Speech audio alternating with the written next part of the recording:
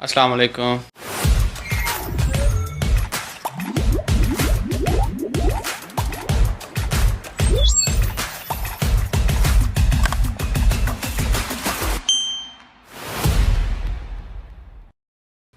चार पाकिस्तानियों ने खुदकुशी कर ली सऊदी अरब के इलाके जुबैल में।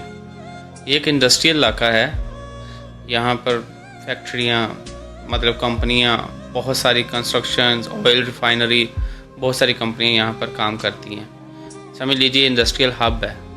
अगर यहाँ पर रोज़गार के लिए मुश्किल है तो बाकी जो इलाके हैं सऊदी अरब के, वहाँ के हालात का अंदाज़ा आप बखूबी जान सकते हैं। कहने का मकसद ये है कि जिन चार पाकिस्तानियों ने ख़ुदकुशी की है, उनमें से 3 बंदों की जो ख़ुदकुशी की वजह है वो बेरोज़गारी है। एक बंदे ने कोई आपस में दोस्तों में कोई तलख़ कलामी हुई, झगड़ा हुआ, तो उस बंदे ने अपनी गर्दन काट ली और उसकी डेथ हो गई। यानी चौथी जो ख़ुदकुशी है वो बेरोज़गारी की वजह से नहीं, लेकिन जो बाकी के 3 हैं वो बेरोज़गारी की वजह से उन्होंने ख़ुदकुशी कर ली है।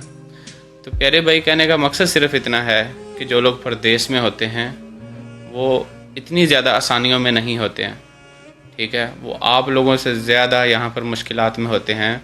बस फ़र्क सिर्फ़ इतना है कि वो आप लोगों को बताते नहीं हैं, घर वालों को बताते नहीं हैं, अपने माँ बाप को, बहन भाइयों को, बीवी बच्चों को बताते नहीं हैं, क्योंकि वो वहाँ पर परेशान होने के अलावा कुछ नहीं कर सकते उनके लिए।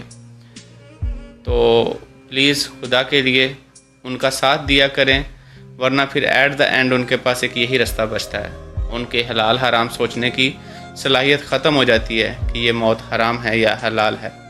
उनको बस यही समझ आता है तो वो ये कर गुज़रते हैं। अब ना ज़िंदगी उनकी रही और ना उनकी आखिरत रही, ठीक है।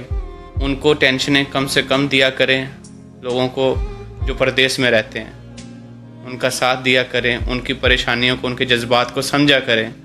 वो अपने बीवी बच्चों को अगर छोड़कर परदेश में बैठे हैं तो खुशी से कोई बंदा परदेश नहीं लेता। इसको आप मीठी जेल कह सकते हैं, इसको आप स्लो पॉइज़न कह सकते हैं, लेकिन जब ये इंसान फ़ैसला कर लेता है उसके बाद उसके बस की नहीं रहती। वो चाह कर भी वापस नहीं जा पाता, क्योंकि उसको जब घर से फ़ोन आते हैं तो एक नई से नई मुश्किल खड़ी होती है फ़ोन के ऊपर।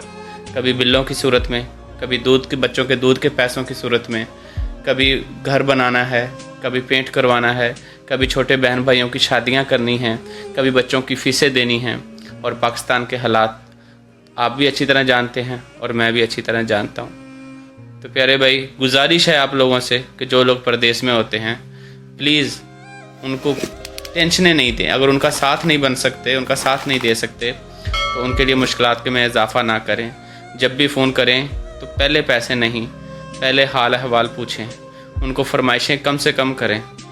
जितना हो सकता है उनकी जज्बात को समझें, उनकी भी परेशानियों को पूछें कि आपने क्या किया, क्या खाया, क्या कब सोए, कब उठे, ताकि उनको भी पता हो।